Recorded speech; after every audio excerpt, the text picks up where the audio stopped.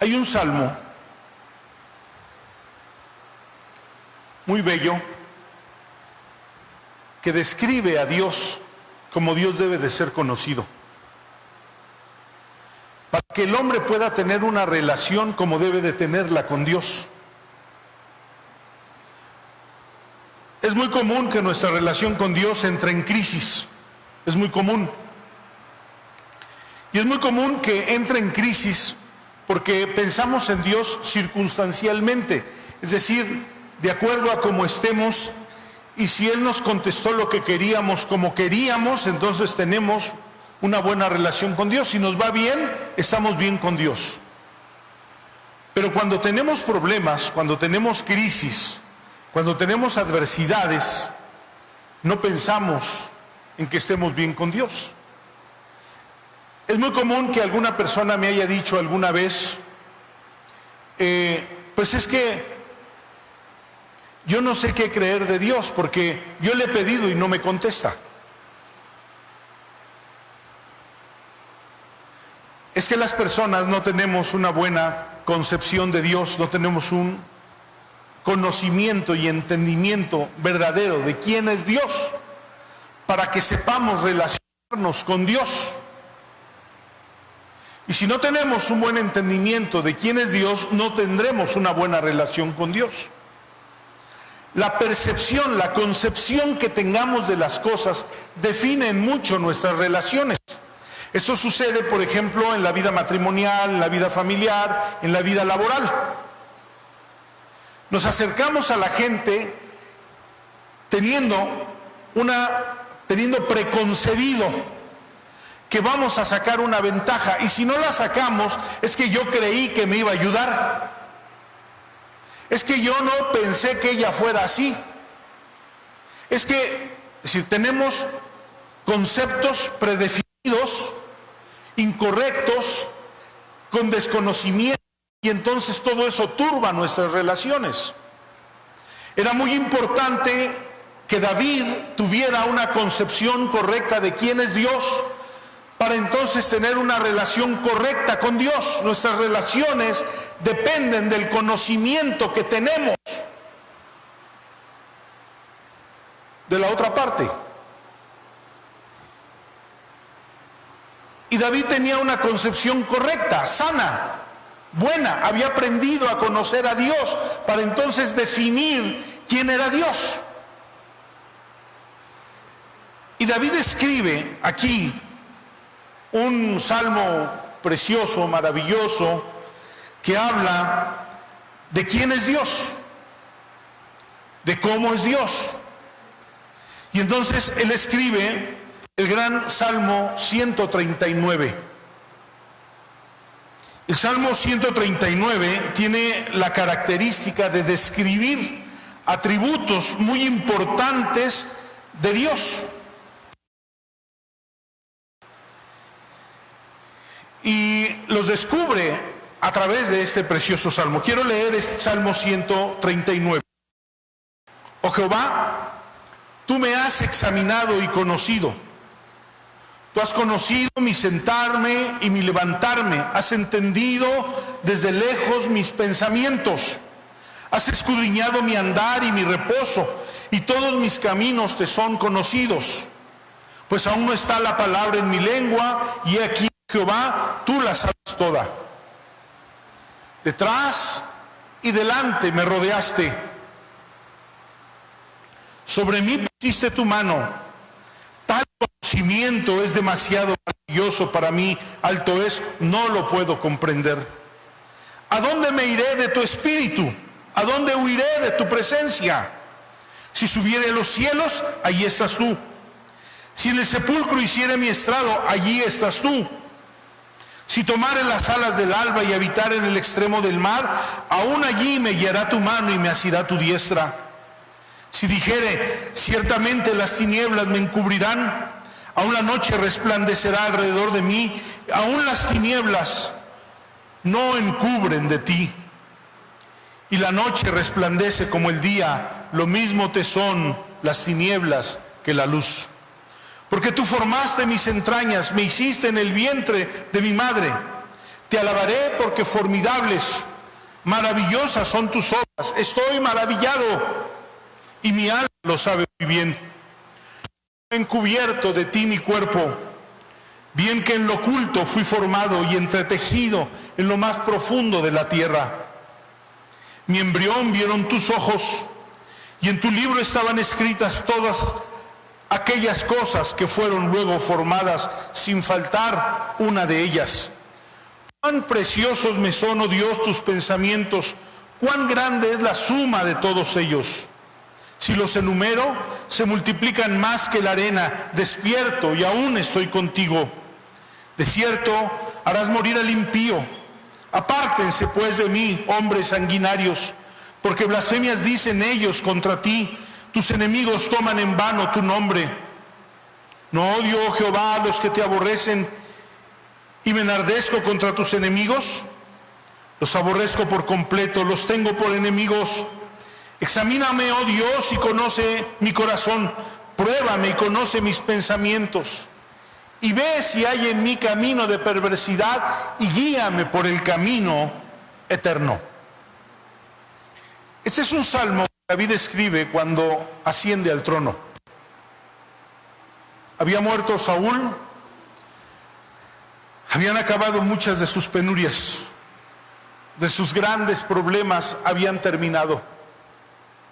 Se había cumplido aquella palabra que Dios le dio a David a través del profeta Samuel, diciéndole: tú reinarás en Israel. Una palabra que fue probada en circunstancias y en adversidades muy difíciles. Que hubo momentos en los que David perdió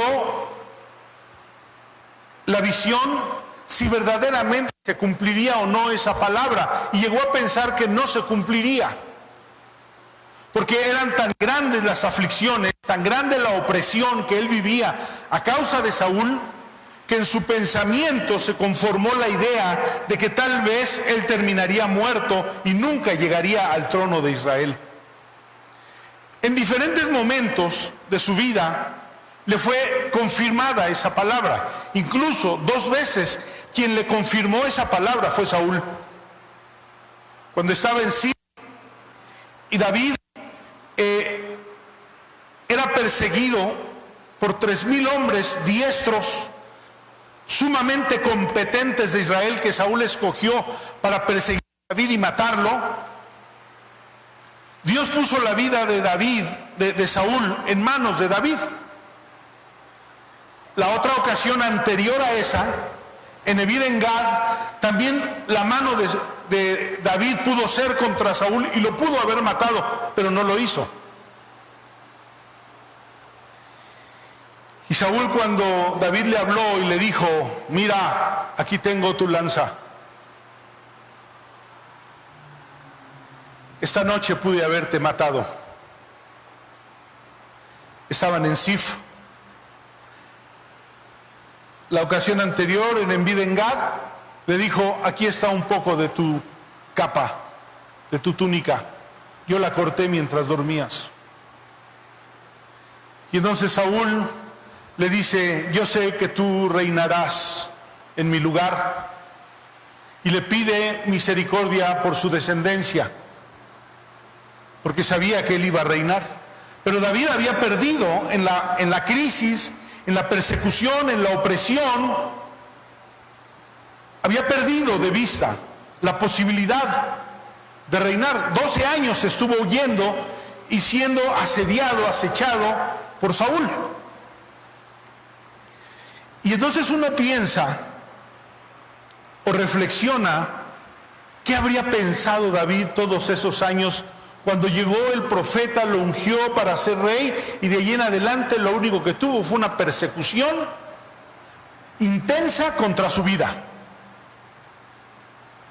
Cuando nosotros entramos en los momentos de crisis, de problemas, de necesidad, o cuando Dios no atiende nuestra oración en el momento que nosotros lo queremos, es muy humano que entremos en crisis en nuestra relación con Dios y que pensemos: a Dios no le intereso, Dios no me ama, mis pecados han hecho que Dios no tenga de mí misericordia, y armamos un andamiaje de argumentos en nuestra mente que dañan nuestra relación con Dios realmente. Pero cuando David escribe este salmo, nos enseña un hombre que aprende, que va descubriendo su relación con Dios y va dejando huellas y va dejando andamiajes que no volverá a destruir nunca, sino que le servirán para enfrentar las batallas siguientes de la vida. Y en la primera parte, en la generalidad de este salmo nos enseña la omnisciencia, la omnipresencia, la creatividad y la santidad de Dios.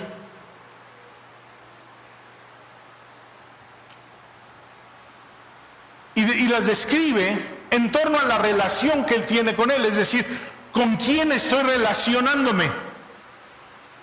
¿Cuántas veces le hemos dicho a una persona, oye, es que no sabes con quién te metiste? Porque puede ser que esté en peligro estar tratando con alguien que es un delincuente, que es un perverso. Pero aquí David tenía que saber con quién se había metido en su relación con Dios, quién era verdaderamente Dios. Tenemos que cuestionarnos qué tanto conocemos de Dios, qué tanto sabemos de Él y cuánto nuestra vida depende de Dios. Y entonces hace una descripción, primero, de 4 cosas muy interesantes, atributos divinos, que es su omnisciencia, Él todo lo sabe. Su omnipresencia, Él está en todo lugar. Su creatividad, Él hace todas las cosas. Esto es su omnipotencia creativa. Él hace todas las cosas con su poder y su santidad.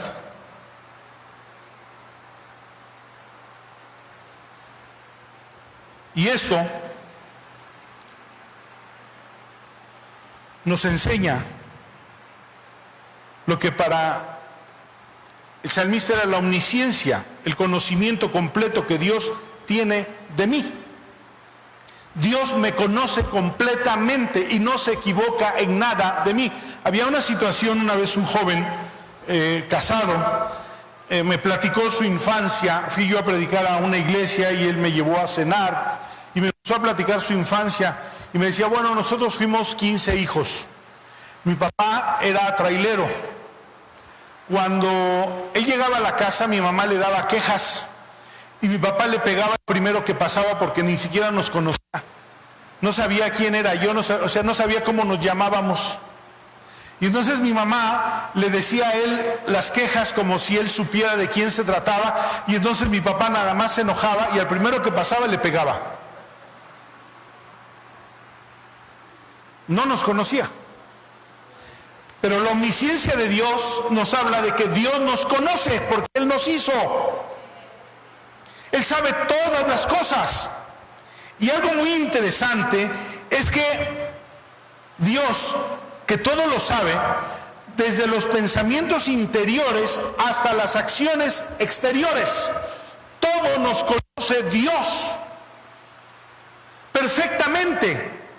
De tal manera que cuando la Biblia dice que Él preparó para nosotros caminos para que anduviésemos en ellos, y los preparó de antemano, los preparó sabiendo quiénes somos. Pero algo que me gusta de la omnisciencia de Dios y que tiene que ver con la gracia de Dios sobre mi vida es que Dios me amó cuando Él sabía cómo era yo. Hay muchas personas que piensan que Dios no los conocía cuando Dios los salvó, y que porque algo sucedió terrible en su vida, fallaron, fracasaron, pecaron, piensan, Dios ya no me va a querer. No, Dios sabía quién era usted el día que Dios lo salvó. Cuando usted entró en una relación con Dios, Dios ya sabía la calidad de pillo que era usted y que era yo. Y sabía que estábamos dañados e infectados por nuestra naturaleza de pecado. Dios lo sabía. Y aún así me llamó para la salvación. A Dios no lo sorprendemos. Hay un joven que me decía, es que yo le fallé a Dios. No, le decía, tú no le fallaste. Dios ya te conocía por dentro y por fuera. Sabía quién eras tú y te amó. Y Cristo fue al Calvario por ti, sabiendo cómo eras tú. A Dios no lo puedes sorprender nunca. Dios sabe quiénes somos por dentro y por fuera.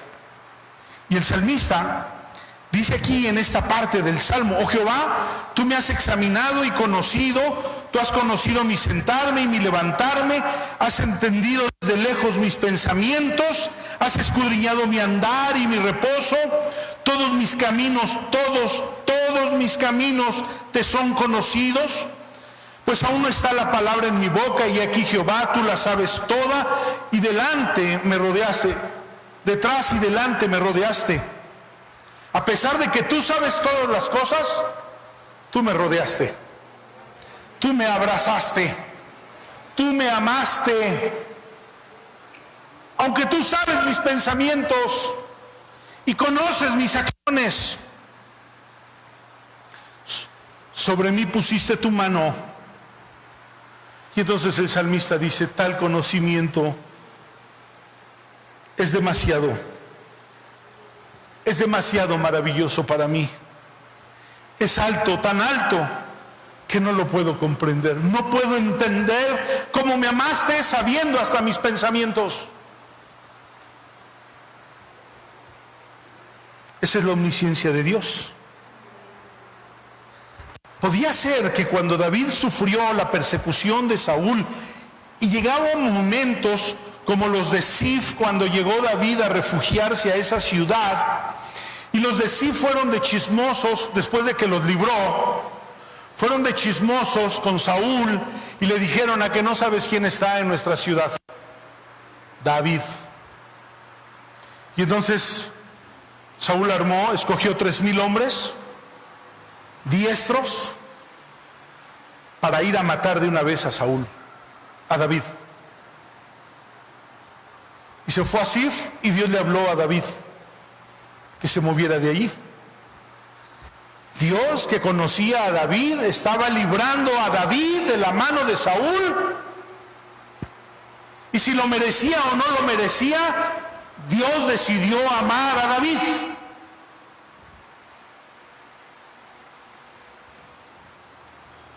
Y le dice: esto no lo puedo entender. Que a pesar de que tú sabes, porque siempre tenemos la culpa por delante, siempre. Le decía esta mañana a un joven que ha caído en el alcoholismo y en las drogas: yo era cristiano, yo iba a la iglesia de niño, de adolescente y una parte de mi juventud, pero ahora no puedo ir porque Dios está enojado conmigo. Le dije: eso es lo que tú piensas, porque no conoces a Dios. ¿Se da cuenta cuánto daño nos hace no conocer a Dios?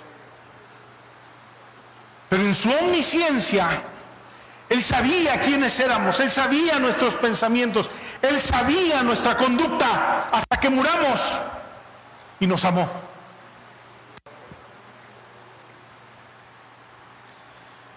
Pero no solamente habla de su omnisciencia, sino habla de su omnipresencia. David no está hablando de la omnipresencia de Dios cuando dice: ¿a dónde huiré de tu presencia? No está pensando David quiere huir de Dios. No, ese no es el pensamiento del Salmo. Él está asombrado como donde quiera que él vaya, a los caminos que él vaya, a los valles que él descienda, a las montañas que él suba, a las profundidades de dolor que él transite, Dios siempre está allí. Eso es lo que le está diciendo David a Dios. ¿A dónde puedo huir de tu presencia? ¿Dónde no estarás tú? Me dijo una vez una persona que era alcohólica, recayó en el alcoholismo, se convirtió al evangelio, recayó en el alcoholismo. Me dijo, a veces no puedo resistir. Y yo le dije, bueno, mira, ¿te parece si la próxima vez que te den ganas de tomar, me invitas? Y se me quedó viendo sorprendido. Invítame a estar en tu mesa, allí. Invítame a platicar contigo. Y pensó que había una trampa en eso. Dije, no. Yo quiero estar contigo y en lugar de que tú continúes tomando, yo quiero ayudarte a que dejes de hacerlo. Porque entonces tomaba, se perdía, le quitaban todo el dinero, se quedaba en la calle. 2 veces fui con su hijo a recogerlo a la avenida Central, orinado y lo demás. Y le decía, detente, déjame ayudarte. Pero, ¿qué pensaría un cristiano? ¿Cómo me voy a meter yo a un lugar así? ¿Sabe usted? Dios ha ido a las profundidades más bajas cuando nosotros hemos descendido y ha estado allí con nosotros. Dios ha ido a los lugares más altos cuando pensamos que todas las cosas están bien y ha estado allí con nosotros. Dios ha ido a todos los lugares con nosotros porque la Biblia dice que fuimos sellados con el Espíritu Santo. Él se contrista, pero no se va. Y el salmista está impresionado de un Dios del que no quiere huir, sino que se sorprende. ¿Cómo es posible que Dios ha ido conmigo a todos los lugares donde yo he andado?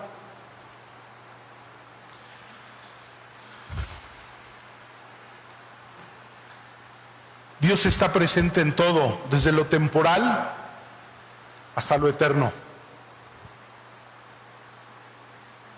Y le dice, ¿a dónde me iré de tu espíritu? ¿A dónde huiré de tu presencia? Si subiere a los cielos, sí. Cuando yo clamo a Dios y tengo necesidad de ir al cielo, porque lo que hay en la tierra y lo que hay en mi vida no me ayuda, y nadie puede resolver mis necesidades y los problemas que tengo son imposibles para el hombre, y yo voy al cielo, ahí estás tú y tú me oyes.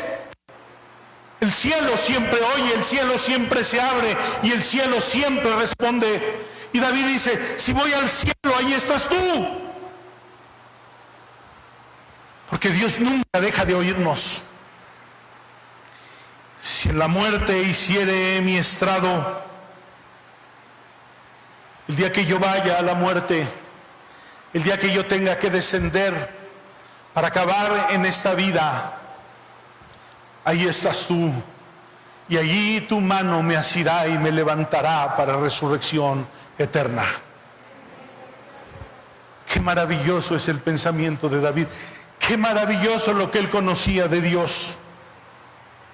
Pero luego dice, si tomare alas del alba y habitar en el extremo del mar, aún allí me guiará tu mano, en los lugares donde yo no conozco, en los lugares donde me siento perdido, en los lugares donde me siento inseguro, tu mano me tomará, dice, y me asirá tu diestra.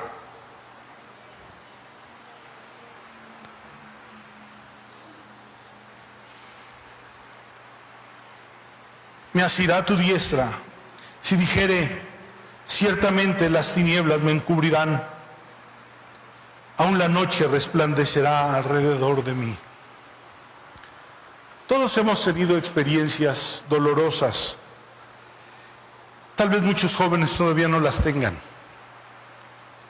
pero hemos tenido experiencias dolorosas. A mí me causó muchos estragos la muerte de mi mamá, muchos estragos. Pero me acuerdo que estábamos sepultándola y vino como un viento fresco, una paz maravillosa, extraordinaria. más fuerte que mi dolor y más fuerte que la muerte. Y me hizo pensar en la resurrección. Aunque la noche se cierna sobre mí, aún las tinieblas no me ocultarán de ti y no impedirán que tu luz venga sobre mí. Y aún la noche resplandecerá alrededor de mí, porque contigo la noche resplandece como el día, y lo mismo te son las tinieblas que la luz. Y traigo la pregunta que hace: ¿a dónde entonces no estarás conmigo? ¿A dónde huiré de tu presencia? Dios está presente en todo.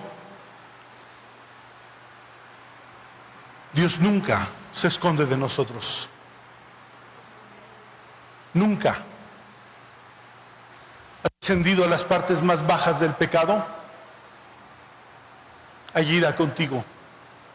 Allí su Espíritu, que es la presencia dinámica de Dios, te hablará, te va a convencer, te va a señalar para que vuelvas al camino y regreses a Dios. Pero el salmista también habla de la omnipresencia creadora de Dios. Porque Dios conoce nuestros caminos y los propósitos que tiene en nuestra vida. Nos conoce en todo, porque Él nos hizo. No hemos terminado de sorprendernos cómo Dios nos hizo, cómo Dios pensó en cada parte de nosotros, cómo Dios pensó en cada célula de nuestro cuerpo. Recuerdo que hace algunos años, unos 15 años, yo invité a predicar aquí al hermano Toño Trinidad, un tabasqueño, muy sencillo. Una mujer estaba con un tumor en la lengua y me dijo el hermano Eleazar, un amigo muy íntimo, me dijo: acompáñanos, vamos a orar por una mujer que tiene cáncer en la lengua. Y cuando llegamos, la mujer tenía una bola en la lengua, una bola.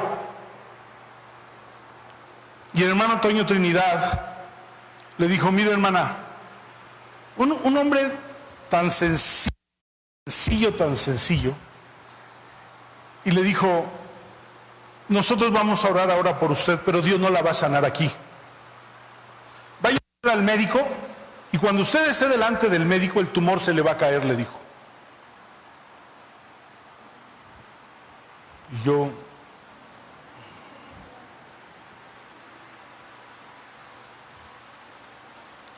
la mujer fue corriendo al médico, pues era lo primero que tenía que hacer realmente. Y cuando estaba con el médico, el tumor se le cayó. Y vino con el hermano Eleazar, porque el hermano Toño se había ido ya a su pueblo, era de un pueblito de ahí de Tabasco. Le dijo: mire, aquí está el tumor.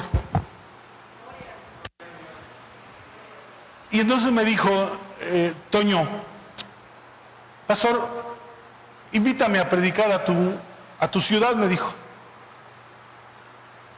Sí, le dije. Y le posponía hasta que un día me dijo: dime cuándo. Y le dije, y vino. En ese tiempo había una mujer, yo tengo ahí los exámenes de ella, ya murió, no murió de eso. Me dijo: tengo hepatitis C y tengo SIDA. Había sido adicta y se había prostituido. Y un día me trajo llorando sus exámenes y estaba yo muy conmovido. Yo sé que Dios podía sanarla. Y me acuerdo que vino Toño Trinidad. Ella vino cuando él hizo un llamamiento, ahí estaba ella postrada. Y se acercó Toño a ella y le dijo, sin saber nada de ella: Dios, tú hiciste cada célula de ella. Sánala desde sus células, le dijo. ¿Dónde sabría él que el SIDA y la hepatitis C es celular y tiene que ser un milagro así. Y oró por ella. Y cuando ella fue a su consulta, después de ir, vino y me dijo: pastor, me dijo el médico que no tengo nada. Entonces le dije: pues ve otra vez y vuélvete a hacer otro examen y ve con otro médico y hazlo. Si Dios te sanó, te lo van a confirmar. Y fue. Pues me dijo el doctor que no tengo nada. Y me mandó a hacer exámenes y me trajo sus otros exámenes. Ninguno de estos exámenes dice que yo tengo SIDA o que yo tengo hepatitis C.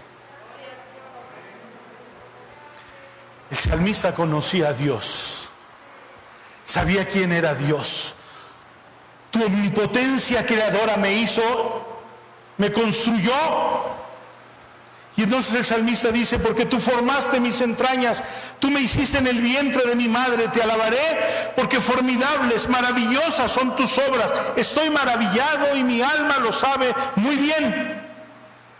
No fue encubierto de ti mi cuerpo, bien que en lo oculto fui formado y entretejido en lo más profundo de la tierra, pero mi embrión vieron tus ojos.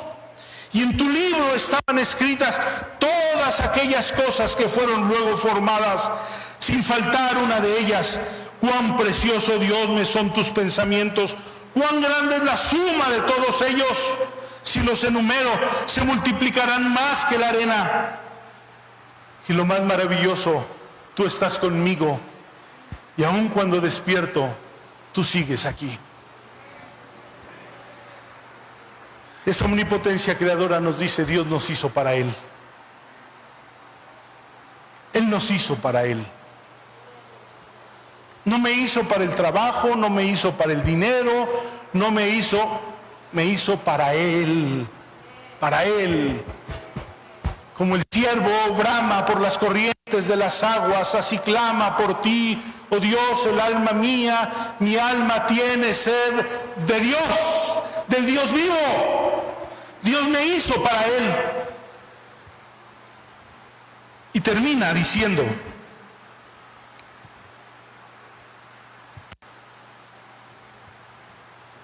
el salmista hablando de su santidad.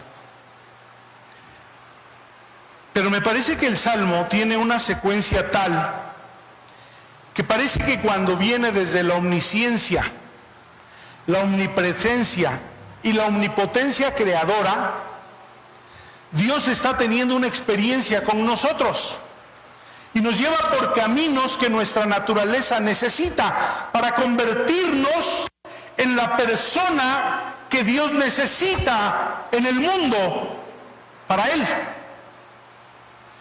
Y esto habla de que David pudo haber muerto, Saúl lo pudo haber matado, y no se pudo haber consumado el propósito de Dios. Un día quisieron arrojar a Jesús a un abismo y dice que Jesús pasó en medio de ellos. ¿Por qué? Él no vino para morir desbarrancado. Dios siempre cumple sus propósitos. Y usted y yo somos personas en las cuales Dios tiene propósitos. Y Él hace cosas alrededor de nosotros que a veces nos parecen dolorosas, a veces nos parecen tristes, a veces nos enojan, a veces no las entendemos, pero Él todo lo entiende porque Él es sabio en todos sus caminos y es perfecto en todos sus caminos. Y Él nos hizo. Y Dios cumplirá su propósito en nuestra vida. Y todo eso que hace, y todas las pruebas, y todas las adversidades, y todas las circunstancias que hubo en la vida de David, como en las nuestras,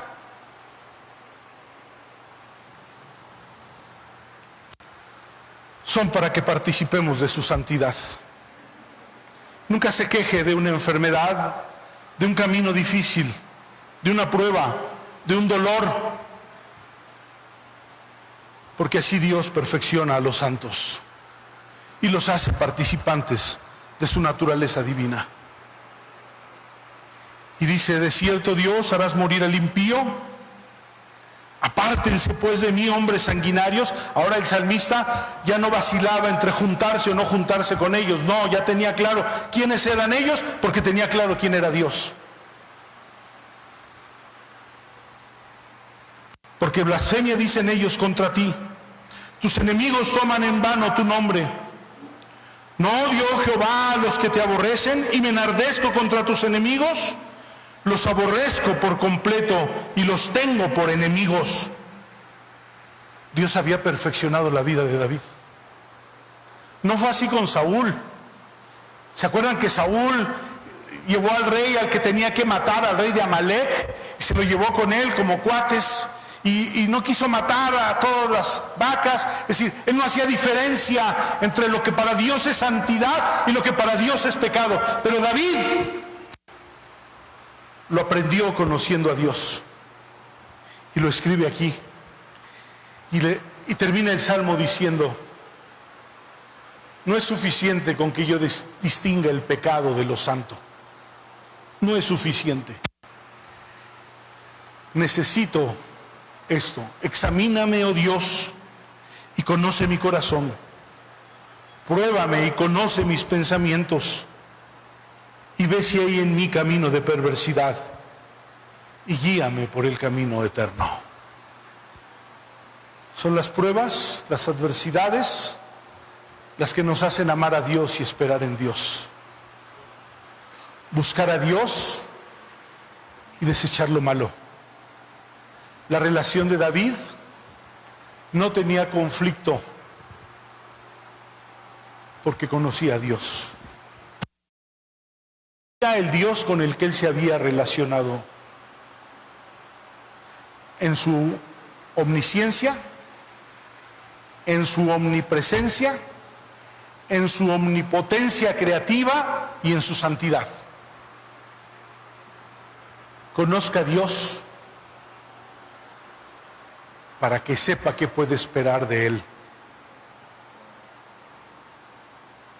David podía esperarlo todo, porque al final fue ese Dios el que, a pesar de Saúl, y cuando escribe David: aunque un ejército acampe contra mí, yo estaré confiado. ¿Por qué? Porque conozco al Dios con el que me he relacionado.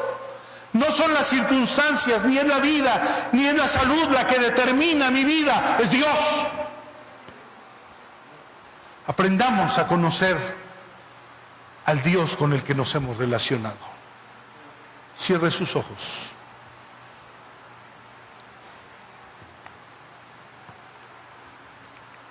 Dios, trae tu palabra al corazón de la iglesia. Que tu palabra dé seguridad, que tu palabra dé certeza, que tu palabra traiga firmeza, que tu palabra alegre el corazón de la iglesia, en el nombre de Cristo Jesús. Amén.